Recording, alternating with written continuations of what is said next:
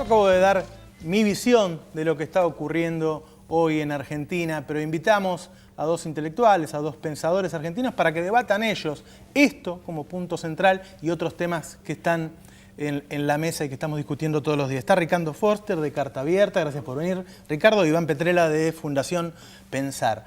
Ricardo, eso o algo parecido a lo que yo conté es compartido por algunos intelectuales de Argentina, pero hay otros que dicen que es un relato, que es una especie de invento, ¿sí?, que se hace y que no existe.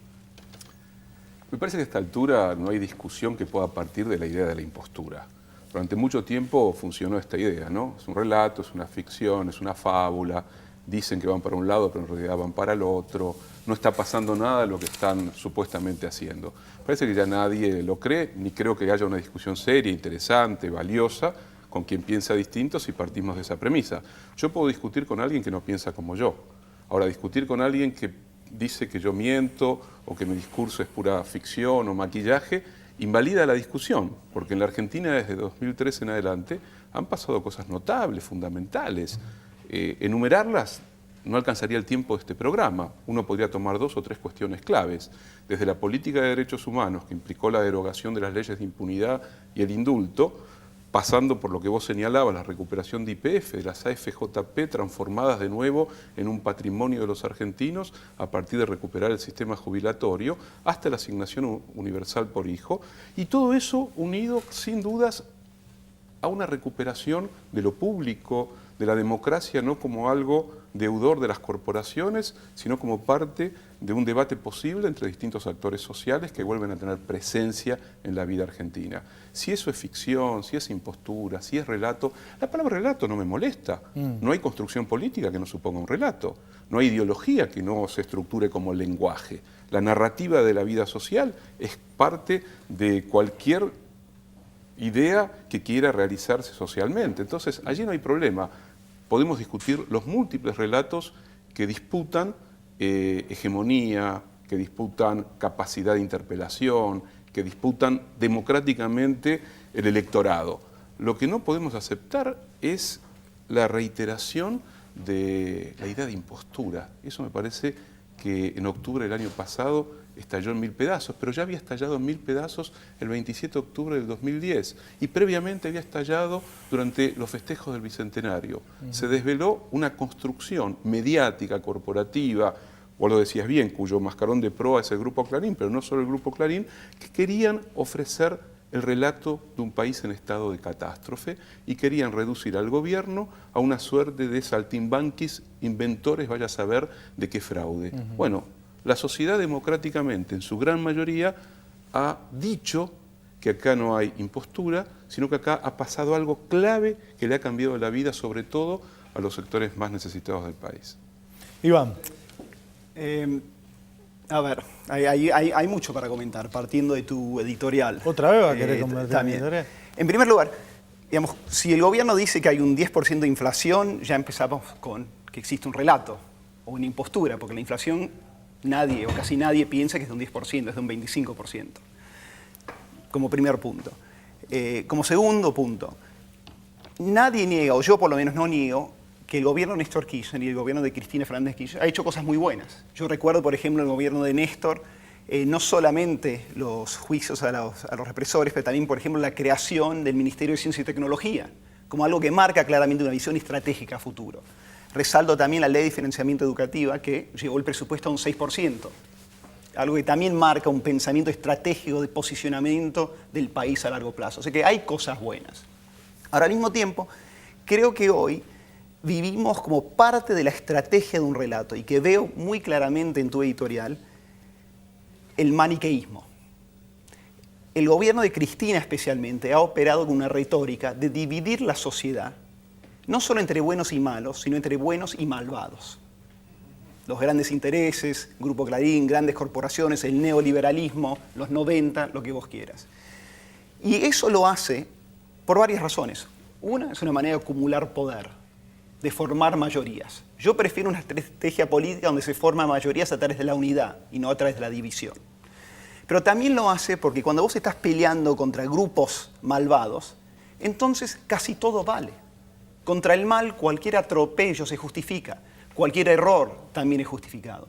Y en la realidad, yo no creo que la sociedad argentina esté tan dividida como parece sugerir hoy nuestra política y algunos medios y tu editorial. Todo lo contrario, yo creo que estamos como ciudadanos mucho más unidos por el deseo de que podamos ahorrar, que baje la inflación, que viajemos mejor en tren, que podamos llegar a casas sin que nos maten o sin que nos roben. Y creo que hoy el gobierno, en esta puja con Clarín, que de nuevo lo personifica como la lucha contra el mal, ha perdido un poco el rumbo, en el sentido que esa agenda no cambia la realidad de los millones de argentinos. Y es una agenda que no es parte de la agenda de la gente hoy en día. ¿Qué puedo decir? No, les cambio el tema, sí. Porque es algo que se está debatiendo. ¿La necesidad o no de una reforma constitucional? A ver, yo ya lo he dicho mucho, lo puedo repetir. Yo creo que es una aventura de la vida democrática atreverse a abrir los textos fundacionales, desacralizarlos, colocarlos en la conflictiva de la vida histórica y volver a repensarlos allí donde las sociedades se han transformado de tal manera que pueden, con creación, con espíritu crítico y democrático, adaptar sus constituciones a las transformaciones que se han ido operando a lo largo de la historia. La Constitución del 53, una constitución importante en su momento, nació de una guerra civil, de un bando derrotado, se inscribió en un dispositivo ideológico dominante en la época, definió un tipo de país que prácticamente duró hasta los 30 y el periodo de sustitución de importaciones. Esa Constitución no podía ser la base de la totalidad del recorrido histórico de la Argentina. Todos los países democráticos, con vida institucional, con cambios en su interior, han revisado y modificado sus constituciones. Algunos bajo el mecanismo de las enmiendas, como Estados Unidos, otros haciendo innumerables transformaciones constitucionales, como en su momento la República Federal Alemana y ahora la propia Alemania, y países latinoamericanos como México, Brasil. Es decir, la discusión constitucional es una discusión vital, interesante. Yo no creo que la Constitución del 94 en su totalidad sea una constitución para simplemente cerrarla y arrojarla a los trastos viejos. Creo que hay elementos interesantes. Ahí se colaron, por distintos motivos, algunos artículos que vale la pena recuperar. Pero hay una matriz, hay una construcción que está en la base de esa Constitución que tiene que ver con una determinada concepción de la economía, de la sociedad, del lugar de la Argentina en el mundo, de los derechos, que merece ser discutida. Me gustaría solamente aclarar algo. La política nació cuando muchos dijeron que también tenían derecho a una distribución más equitativa del pan. Es decir, cuando descubrieron que hay un sector de la sociedad que se queda con la mayor parte de la riqueza socialmente producida. Estos últimos 40 años del capitalismo, que Stiglitz lo definía de una manera bastante plástica, vio exponencialmente desplegada la lógica de la concentración en pocas manos. El 1% de los ricos norteamericanos tiene el equivalente de más del 40% del PBI de esa sociedad. En la Argentina, el proceso de concentración fue brutal. Los procesos de transformación exigen también modificar la profunda desigualdad que el capitalismo neoliberal ha generado. Y en esa desigualdad hay disputa política, hay diferencias. Yo no creo en la bucólica de una sociedad unida, en abstracto, son palabras vacías. Las sociedades tienen adentro diversidades, diferencias, conflictos, y eso es la vida democrática también. El tema de la reforma, a ver, hablando muy concretamente, porque es cierto que las abstracciones son palabras vacías. En América Latina los países que cambiaron su constitución para poder reelegirse son Venezuela, Ecuador, Bolivia y Nicaragua. Esos son los países. No es Chile, no es Brasil, no es Colombia y Argentina también, hace no tanto. ¿Sí? Los países en el mundo que tienen sistemas presidencialistas con reelección indefinida son Venezuela, Argelia, Gambia y Surinam. O sea, bueno, es una discusión si queremos parecernos a esos países. Tal vez algunos sí, tal vez otros no. No es el camino que yo quiero para mi país. La reforma constitucional para mí tiene mucho que ver con lo que yo llamo el kirchnerismo mesiánico, que veo como la última, por ahora, evolución del kirchnerismo. ¿Y qué quiero decir con eso? Creo que este es un gobierno que varias veces confunde gobierno con país.